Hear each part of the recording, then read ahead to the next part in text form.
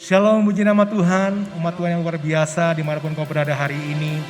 Kita bersyukur pada kebaikan Tuhan Yesus Kristus, kita boleh ada sebagaimana kita ada pada hari ini. Mari siapkan hati kita untuk kita boleh masuk lebih dalam lagi sebelum kita menerima pengajaran di MBS pada hari ini. Mari sama-sama kita berdoa. Tuhan Yesus, terima kasih. Engkau Tuhan yang baik, Engkau Tuhan yang memulihkan setiap hati kami. Engkau Tuhan yang turut bekerja dalam segala perkara, mendatangkan kebaikan buat anak-anak-Mu yang percaya. Biar hati kami terus mempercayai dan berharap sama Tuhan Yesus Kristus. Terima kasih Tuhan Yesus.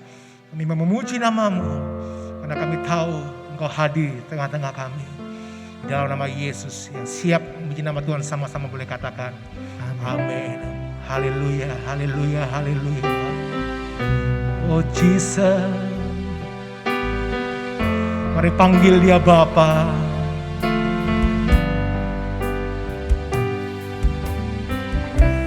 Bapa, Kau mendengar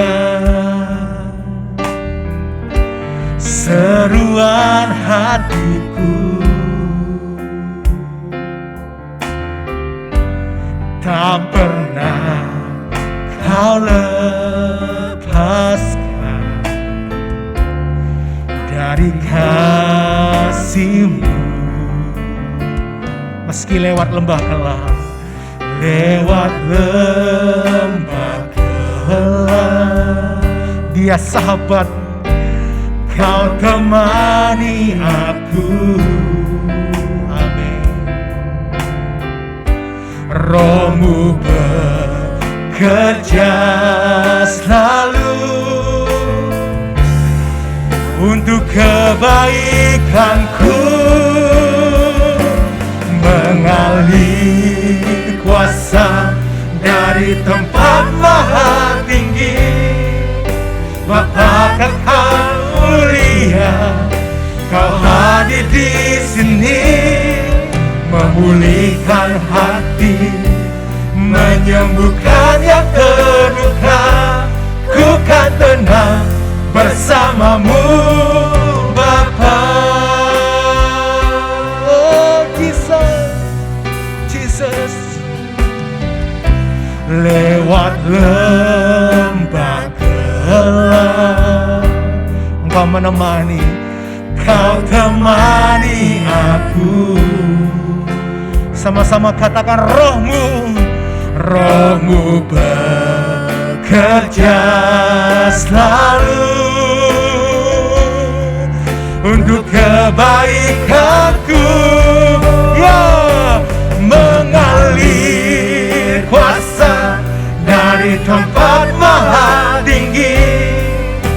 Bapa Kekal mulia, Kau hadir di sini, memulihkan hati, menyembuhkan yang terluka. Ku kan tenang bersama-Mu Bapa. Mengalir kuasa dari tempat maha tinggi. Bapa Kekal mulia, Kau hadir di sini, memulihkan hati, menyembuhkan yang terluka. Ku kan tenang bersama-Mu Bapa. Ku kan tenang bersama-Mu Bapa. Ku kan tenang bersama-Mu Bapa.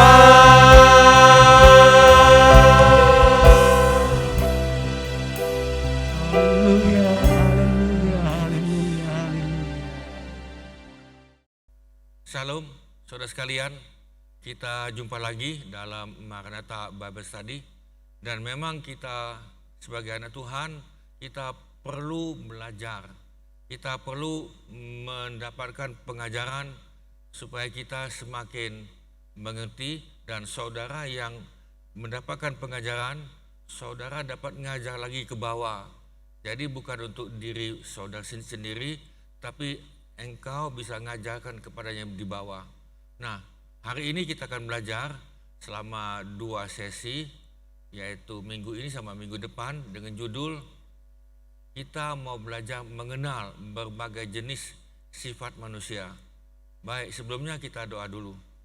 Tuhan, kami mohon campur tangan Tuhan, baik kami yang memegang sound system maupun media yang lain, untuk supaya Tuhan urapi kami tutupan darah Yesus, sehingga pelajaran ini menjadi berkat bagi kami, supaya kami menjadi pelaku firman.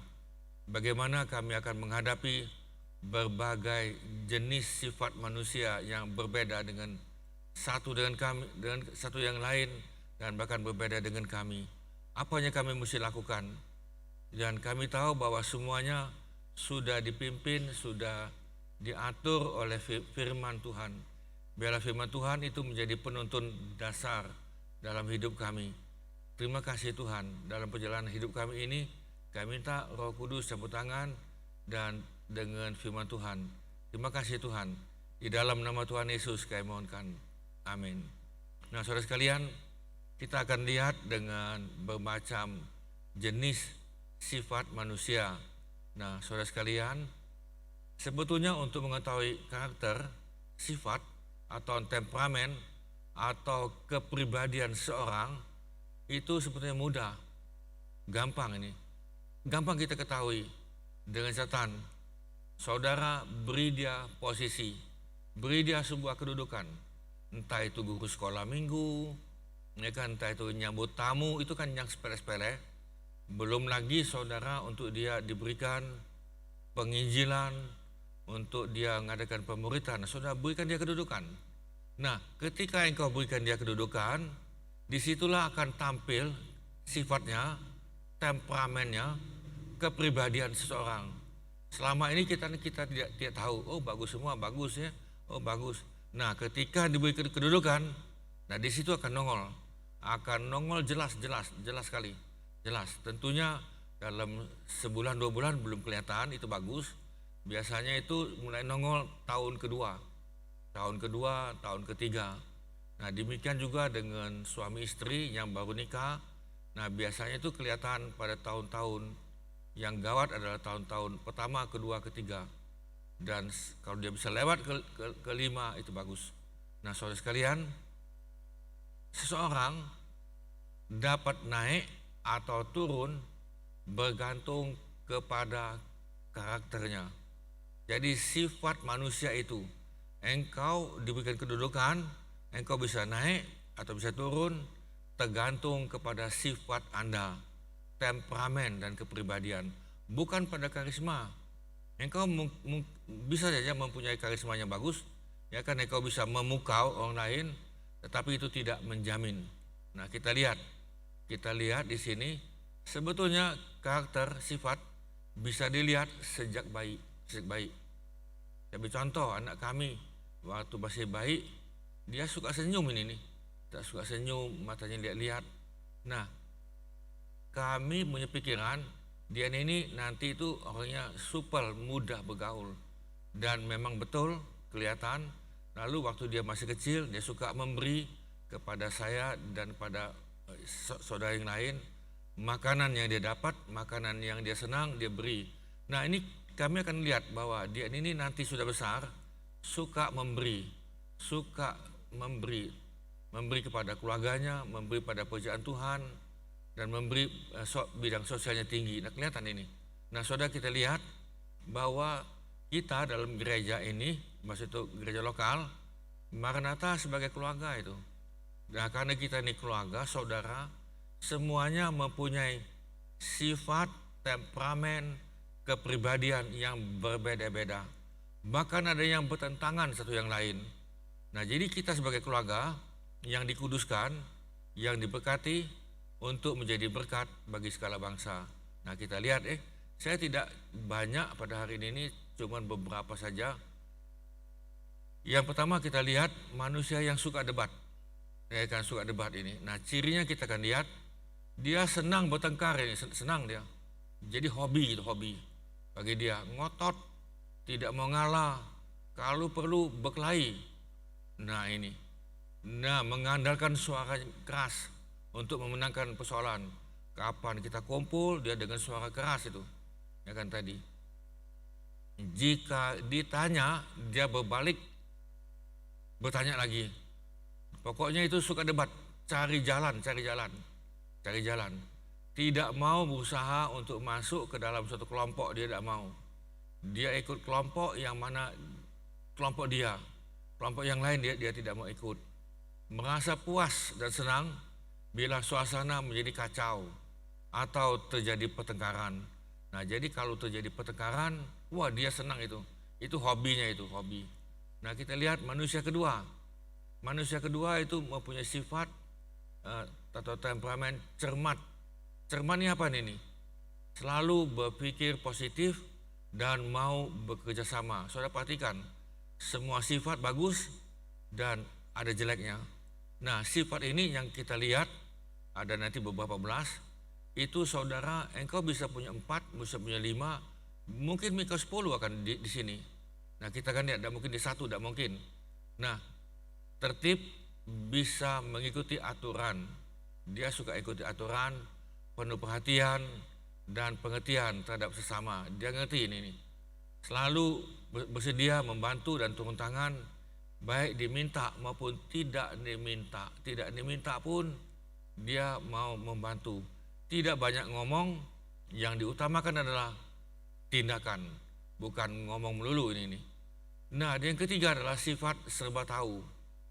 Nah, ini serba tahu apa kita lihat?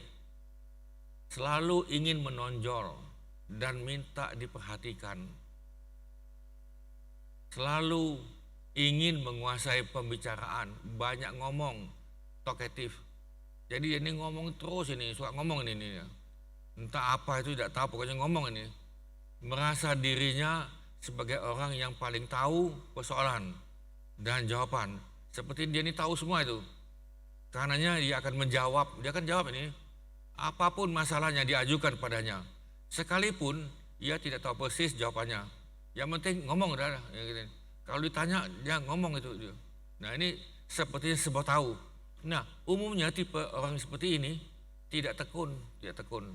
Dia tidak tekun untuk melakukan suatu tugas karena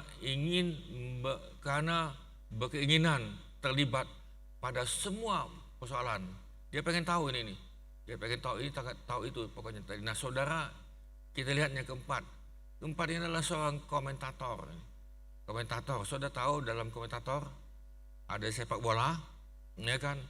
Tendangnya sedikit, kok tidak masuk gol. Lalu sang komentator ini ngomong gini, coba dia tendang sedikit aja ke kanan, masuk dalam gol ini nih. Ya, karena ini dia nih kurang. Nah, pertanyaan saya, bagaimana kalau dia menjadi pemain bola? Bisa. Demikian juga dalam gereja itu. Waduh, gereja ini mesti buat begini. Ya kan, Pak Pendeta mesti buat begini. Kenapa tidak buat begini? Mesti buat begitu. Dia banyak komentator, banyak komentar. Pertanyaan saya, kalau dia dijadikan pelaku, kalau dia dijadikan untuk pemain, dia juga tidak bisa. Ya kan, kita lihat di sini. Sang komentator bukan saja senang mengomong, ya kan, talkative, tetapi ia sangat senang sekali berbicara over talkative. Dia ngomong itu kelewatan, sudah di luar batas, sehingga ia tidak dapat membedakan kapan dia harus ngomong dan kapan harus diam. Dia tidak tahu itu. Pokoknya ngomong terus ini, komentar ini, ya kan, komentar ini, komentar itu. Ia senang sekali berbicara kepada anggota yang lain sementara acara berjalan. Jadi contoh gini, lagi ada khotbah, walaupun dia duduk paling depan, dia ngomong itu. Ya kan, pendetanya lagi khotbah, dia ngomong itu. Atau ada yang memberikan ceramah atau seminar, ya kan, dia ngomong itu di sebelah itu. Ini salah, ini bukan model gini, ini ya kan, mesti begitu ya. Nah, coba dia menjadi pengkhotbah, coba dia jadi pengajar. Nah, dia selalu bicara itu ke kanan dan ke kiri, ke sini, ke situ dia nih. Dan dia merasa tidak malu loh ini. Kalau kita kan malu ini, ya dia enggak ya. Nah, saudara, saya sambung lagi. Sang komentator senang sekali memberi komentar atau nyeletuk atau melontarkan pertanyaan-pertanyaan sehingga mengganggu anggota lainnya. Nah, ini mengganggu dia ini. Nah, saudara, ia tidak akan memberikan perhatian yang serius. Dia tidak serius apa yang dia dengar, apa yang sedang dibicarakan, dia enggak. Jadi khotbah apapun dia akan memberikan komentar itu. Jadi dia tidak akan dengar. Pengajaran apapun yang diberikan dia tidak dengar, agak sulit karena dia memberikan komentar. Ada lagi yang kelima ini. Dia ini pemalu ini. Nah, pendiam, tidak banyak bicara jika tidak ditanya. Ya kan, kalau tidak ditanya dia diam. Mungkin ini lebih memilih untuk menunggu dan tidak proaktif untuk mengambil bagian. Jadi istilah tadi itu adalah dia nunggu bola, bukan jemput bola. Dia menunggu kesempatan, bukan dia menciptakan kesempatan, bukan. Nah, saudara, ada lagi yang keenam, ini suka nolak ini nih, ya kan, penolak, sulit untuk menerima pendapat orang lain. Ada kecenderungan ini nih, selalu menolak pendapat orang lain. Walaupun sudah dikatakan ini bagus loh, enak loh ini kan. Aku sudah makan ini, nah ini tadi misal tadi es krim ya. Nah, ini es krim ini enak ini nih. Coba makan. Dia nolak itu. Ya kan, coba kamu ikut kelompok sel ini nih. Kelompok sel itu untuk membangun kamu ini nih. Coba kamu ikut pendalaman Alkitab ini nih. Coba kamu ikuti Bible study. Oh, enggak, dia bilang, enggak, ya kan. Ya, dia mau tidak itu. Nah, dia menolak dan orang ini kurang mau kerjasama, tidak mau dia tidak mau kerjasama, atau bahasa Inggris dikatakan uncooperative, lebih mementingkan perasaannya sendiri, egonya kuat, perasaannya kuat, apa yang dikatakan oleh perasaannya dia ikuti, terkesan sombong karena merasa dirinya lebih baik. Nah, kita lihat yang ketujuh. Ini ada manusia yang cuek, apatis. Manusia yang cuek, apatis, ini apatis. Saudara, tipe-tipe ini mungkin yang tadi di depan ada pada dia mungkin, atau di depan juga ada. Dia adalah acuh tak acuh terhadap apa yang terjadi. Ini nih COVID loh ini nih. Pakai masker ini nih. Apa dia? Dia acuh tak acuh terhadap apa yang terjadi. Nah, lebih banyak berdiam diri dan memilih menjadi penonton. Dan dia tidak mau sibuk, dia cuma diam saja menjadi penonton, tidak akan bergerak jika tidak disuruh, itu pun harus didorong-dorong. Nah, saudara, ini sepertinya jenis paku. Saudara tahu paku? Nah, ini paku ya. Paku ini kalau dicetok baru dia masuk ke dalam. Kalau enggak dia diem. Nah, itu jenis paku ini nih. Nah, yang 8 itu manusia penuh hikmat, bicara sangat hati-hati, sebetulnya cermat ini, tinggi, sembari mengemukakan alasan-alasannya, tidak cepat menerima sesuatu dan tidak langsung menolaknya. Oh iya, bagus ya. Yaudah kamu ke gereja ya. Oh iya, tadi kan ke gereja tadi kan. Iya, nanti datang ya. Iya, datang tadi. Dia datang enggak? Enggak. Seringkali membuat orang lain kesal karena lambat mengambil keputusan. Yang 9, penanya yang gigih. Suka nanya ini nih. Ingin diakui oleh orang-orang di sekitarnya sebagai orang pandai. Jadi dia mesti nanya ini, tanya itu. Saudara tahu apa yang dia ucapkan sebetulnya menunjukkan itulah dia. Selalu mencari celah atau kesempatan untuk mengajukan pertanyaan keberatan dan sanggahan. Selalu dia ini. Nah, merasa menang dan senang bila pertanyaannya tidak bisa dijawab. Wah, senang dia. Ya kan, tuh pertanyaan aku kan kamu udah bisa jawab kan. Kamu putar sini putar situ. Dan dia senang itu. Cepat kecewa bila pendapatnya tidak diterima. Nah, kecewa dia. Atau dia dikalahkan karena dia nanya yang tadi kan, dia kecewa ini. Nah saudara, yang 10 ini orang jenius, pintar, sering memberi ide-ide cemerlang, sangat pandai memimpin timnya, tapi cepat bosan. Nah, tidak menyelesaikan tugas pekerjaannya, tidak selesai. Jadi dia ini tidak fokus. Jadi bosan dia, lalu dipindah sini lagi, pindah ke situ, pindah ke sini, ya kan, terlalu banyak ide-ide ini, terlalu banyak. Nah, saudara, dia tidak fokus ini. Yang ke-11, anarkis atau pemberontak, suka berontak. Nah ini, apa-apa dia melawan, sering menimbulkan masalah internal. Dia senang ribut, ada masalah di dalam internal, dalam keluarga, di dalam gereja, ya kan, membuat kehidupan orang-orang di sekitarnya merasa tidak aman dan tidak nyaman, ya kan, tidak nyaman, tidak aman. 12, ada orang yang minta diperhatikan. Yang tadi dia ini kurang kasih ini yang jelas, bisa menciptakan beberapa manipulasi, membesar-besarkan masalah dan memperkeruh masalah. Ini ada ini. Jadi ada orang itu ada masalah, bukan masalah itu diredam, masalah itu dia naikkan ke atas. Jadi dia ungkit masalah itu ke atas dan dia besar-besarkan masalah itu sehingga memperkeruh masalah. Masalah sudah ada, tambah lagi masalah lagi. Nah kalau ini ribut, nah senang dia. Nah sebetulnya orang ini kurang kasih sayang. Ya kan, dia merasa kurang kasih sayang daripada orang tuanya. Ya kan, dia ada kecewa. Nah yang ke-13, ini ada orang yang mudah marah, mudah sekali ini.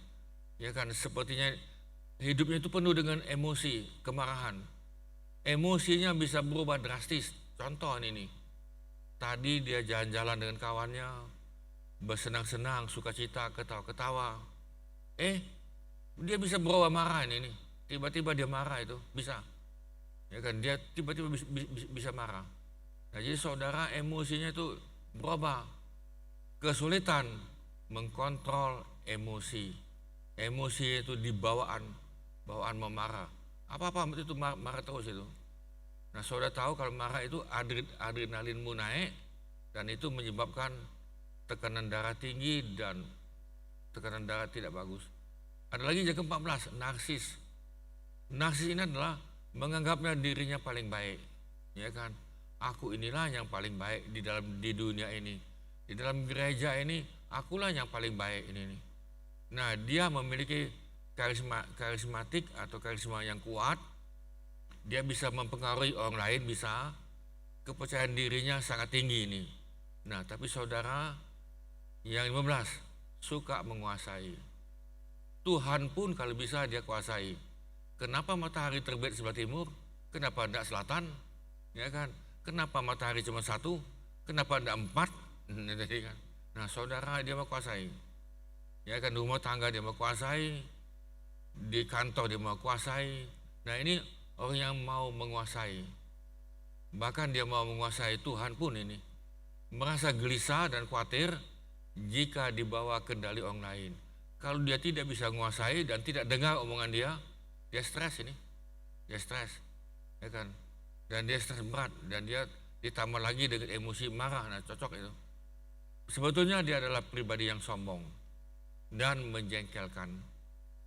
Orang lain suka menghindari interaksi dengan orang ini.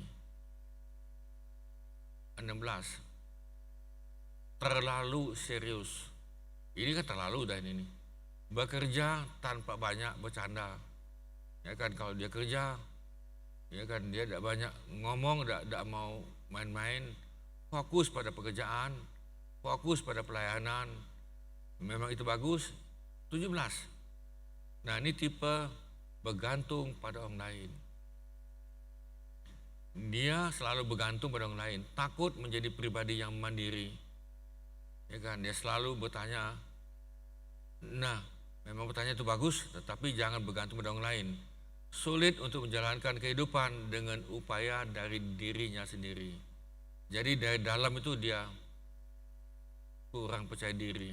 Nah saudara, dari sekian belas tadi itu, sebetulnya itu bisa disimpulkan garis besar 4 temperamen. Nah ini yang sering kita dengar, ya kan, yang namanya dominan atau sanguin. Saudara, temperamennya dominan. Dominan itu ada bagus, tetapi ada jelek. Semua temperamen, semua kepribadian tadi itu yang kau lihat tadi, semuanya bagus, tetapi semuanya jelek. Jadi tidak ada yang bagus. Kenapa? Karena Tuhan ciptakan itu yang bagus, tetapi karena manusia jatuh dalam dosa, maka temperamennya berubah. Ya kan? Kemudian bukan hanya temperamen, kita belum masuk kepada DNA, sampai kepada DNA yang cacat. Nah kalau kau bisa pernah dengar yang namanya Down syndrome, Kelter syndrome, dan itu banyak sekali yang dikatakan sindrom ini. Nah manusia itu mempunyai 23 kromosom dari ibu, 23 kromosom dari bapak. Ini mesti lengkap ini, pas ini. Tidak boleh begini, 22,9,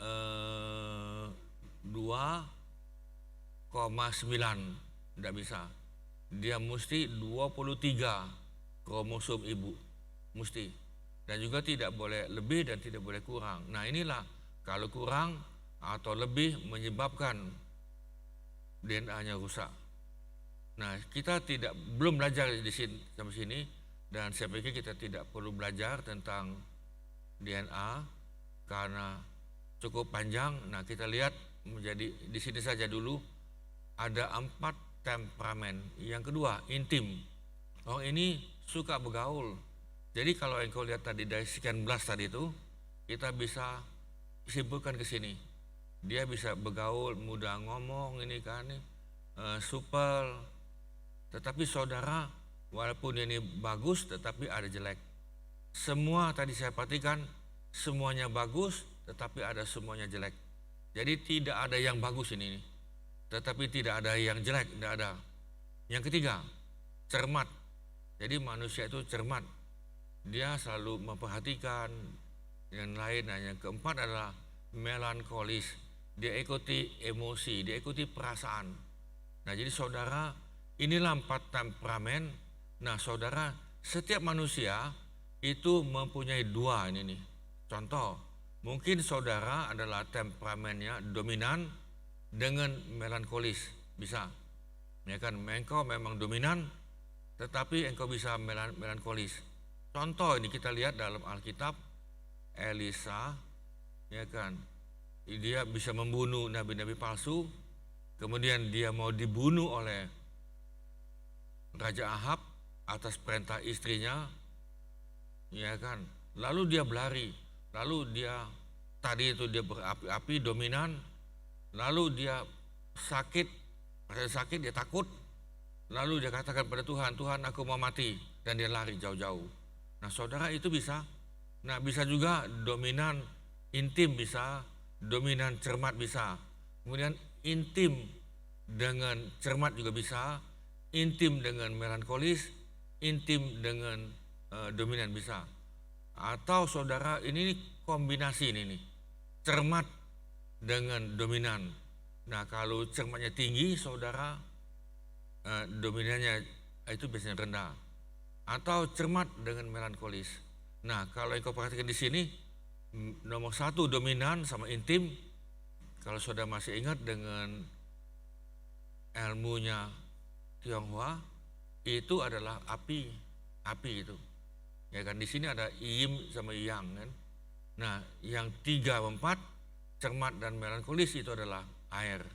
Jadi saudara sekalian, inilah tipe manusia, temperamen manusia yang kita gabungkan 4, tetapi saudara ada yang nomor 1 dengan 3, ada yang 2 dengan 4, ya kan, dan ini masing-masing mempunyai 2 temperamen yang dominan ini, yang garis besar ini nih. Jadi itulah saudara 4 ini. Nah, ini tentunya akan hubungan kita dalam rumah tangga, dalam gereja, di dalam masyarakat. Nah, kalau udah hati-hati saudara, engkau bisa ribut. Tetapi kalau kita memperhatikan firman Tuhan, justru perbedaan ini membuat kita saling mengasihi. Dan kita semakin lengkap. Kita lihat di dalam 2 Korintus 5:17. Jadi siapa yang ada di dalam Kristus, dia adalah ciptaan baru. Yang lama sudah berlalu, sesungguhnya yang baru sudah datang. Artinya gini, kalau saudara di dalam Yesus, saudara sudah dilahirkan kembali, engkau anak Tuhan, maka saudara dari dalam hatimu itu engkau menjadi hati yang baru. Coba kita lihat dalam terjemahan firman Allah yang hidup ini, coba kita lihat. Pada saat seorang menjadi orang Kristen, ia menjadi orang yang hatinya baru sama sekali. Jadi saudara sekalian, hatimu berubah, hatimu dan hati saya mulai berubah itu pelan-pelan. Tentunya ini bertahap, pembaruan setiap hari. Diperbarui oleh siapa ini? Oleh seorang penolong, namanya itu Roh Kudus. Nah, engkau diubah oleh Roh Kudus. Dan kemudian firman Tuhan yang engkau baca, yang engkau terima, yang engkau dengar, itu menghidupkan firman Tuhan. Jadi firman Tuhan itu menghidupkan oleh Roh Kudus, sehingga apalagi? Ia tidak lagi seperti dahulu, tidak lagi. Ya kan, dulu aku suka marah-marah, umpama tadi. Dulu aku dendam, itu kan. Aku sakit hati, mudah sekali sakit hati, dendam. Itu kan melankolis itu. Ya kan, aku dendam, tidak bisa ngampuni. Tetapi kalau engkau dalam Tuhan, engkau sudah merasakan kasih Tuhan, ia tidak seperti dulu. Ia mulai menempuh apa? Hidup yang baru. Sudah bisa lihat ayat ini. Saya bacakan dalam 2 Korintus 17 lagi di atas. Jadi siapa yang ada di dalam Kristus, ia adalah ciptaan baru. Yang lama sudah berlalu, sesungguhnya yang baru sudah datang. Dalam terjemahan yang lain saya ambil firman Allah yang hidup. Pada saat seorang menjadi orang Kristen, maksudnya itu di dalam Yesus, dia sudah dilahirkan kembali, dia sudah dipimpin oleh Roh Kudus, dia sudah dibaptis dengan Roh Kudus, ya kan. Lalu dia menjadi pelaku firman, ia menjadi orang yang hatinya sama sekali baru, ya kan. Dia akan heran, kok kenapa aku bisa begini ya, aku begini, aku kok bisa berubah ya, ya kan, aku bisa berubah, aku tidak seperti dulu lagi. Ia tidak lagi seperti dahulu. Ia mulai menempuh hidup yang baru. Nah, coba kita lihat di dalam Kolose 3 ayat 17, saya akan ambil dalam terjemahan sederhana. Sekarang kita sudah, ingat di sini, sekarang kita apa? Sudah, bukan akan ini. Sudah diberikan apa? Pakaian yang baru. Pakaian baru itu apa itu? Hidup yang baru, yang semakin hari semakin berubah. Ya kan, kita ini berubah nih setiap hari ini, supaya lebih ini mencerminkan sifat-sifat Yesus sendiri. Allah pencipta yang menjadikan hal ini di dalam diri kita, karena kita sudah mengenal Dia melalui Yesus. Saudara, nanti ke depan masih beberapa pelajaran lagi, kita akan belajar mengenal Tuhan. Apa itu mengenal? Kita akan belajar dengan sesi yang lain lagi, mengenal Yesus Kristus. Nah, saudara, kita bukan hanya tahu, tetapi mengenal. Nah, jadi saya akan bacakan lagi dalam Kolose 3:10 ini. Sekarang kita sudah diberikan apa? Pakaian yang baru. Amin. Ya kan? Yaitu hidup yang baru, yang semakin hari berubah supaya lebih mencerminkan sifat-sifat Yesus sendiri. Allah pencipta yang menjadikan hal ini di dalam diri kita karena kita sudah mengenal. Jadi saudara sekalian, kalau saudara sudah mengenal Tuhan Yesus dan saudara sudah menjadi anak Tuhan, saya percaya kita adalah ciptaan yang baru. Nah, saudara yang lama itu sudah berlalu. Nah, lalu saudara, sifat-sifat yang baru yang dari Tuhan itu datang kepada kita. Nah, saudara sekalian, itulah yang kita bisa belajar pada hari ini, yaitu mengenal satu yang lain dengan temperamen, sifat, tingkah laku yang kita hanya berbeda. Memang kita berbeda, tetapi kita disatukan. Ingat, kita semua adalah keluarga Allah. Kita adalah keluarga Tuhan di dalam komunitas Kristen. Anak Tuhan adalah keluarga Allah. Saling membantu tanpa diminta engkau membantu. Tanpa diminta pun kita menolong mereka. Nah, inilah sifat-sifat daripada anak Tuhan. Dan saya percaya, dan ini tentunya proses, ya kan, proses dalam hidup ini engkau diperbarui tiap hari. Bisa katakan amin? Kita berdoa. Tuhan, kami terima kasih kalau kami manusia yang lama sudah berlalu, sifat-sifat kami yang lama, temperamen kami yang lama, yang bisa mengubah adalah Tuhan Yesus yang mengubah dalam hidup kami. Sehingga kami mempunyai pakaian baru, hidup yang baru, cara berpikir yang baru, dan cara hidup pun yang baru. Karena kami sudah mengenal Tuhan, karena Tuhan hidup dalam hidup kami. Sebab roh Tuhan ada dalam hidup kami. Sebab Tuhan yang kami sembah ada dalam hati kami yang mengubah sifat-sifat kami yang jelek, temperamen kami yang jahat.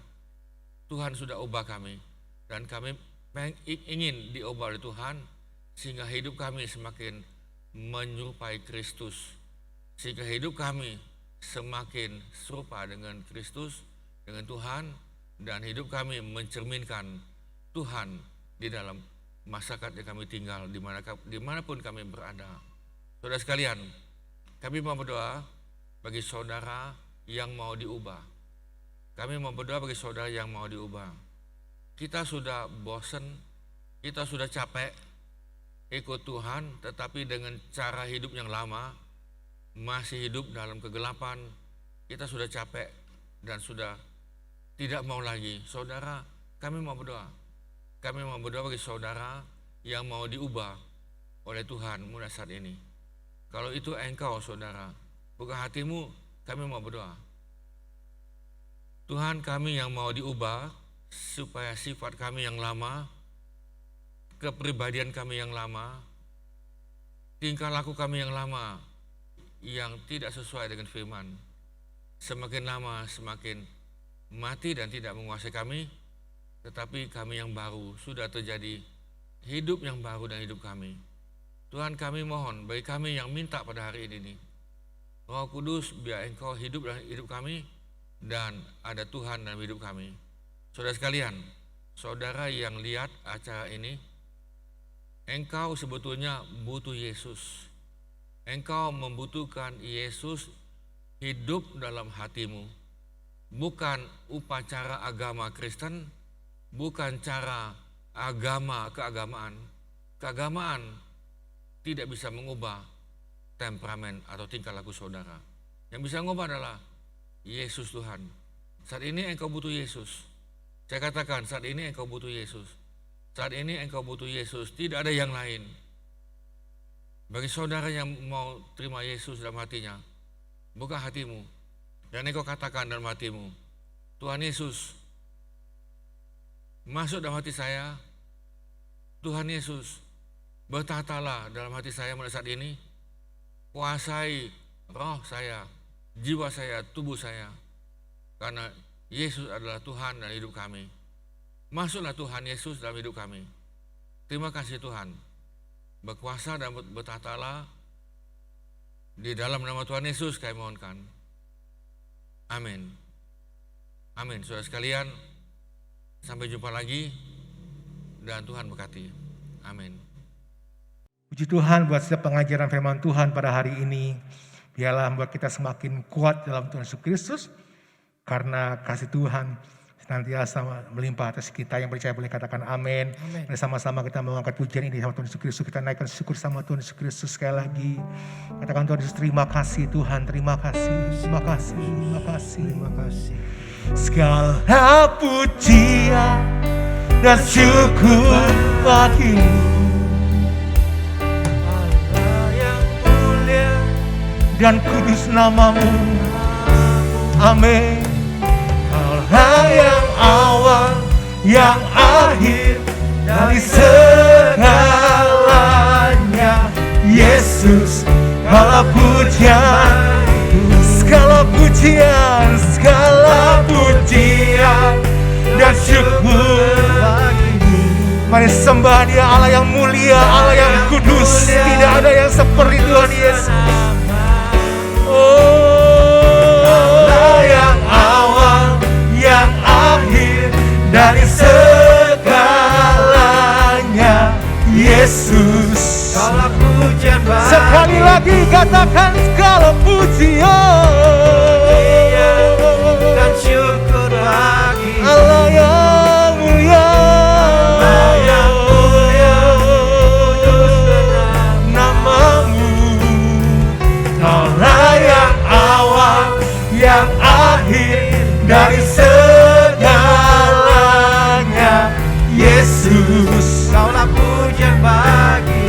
Kaulah yang awal, kaulah yang awal, yang akhir dari segalanya. Yesus, kaulah pujian. Kaulah yang awal, kaulah yang awal, yang akhir dari segalanya. Yesus, kaulah pujian bagiku. Haleluya, haleluya, haleluya, haleluya.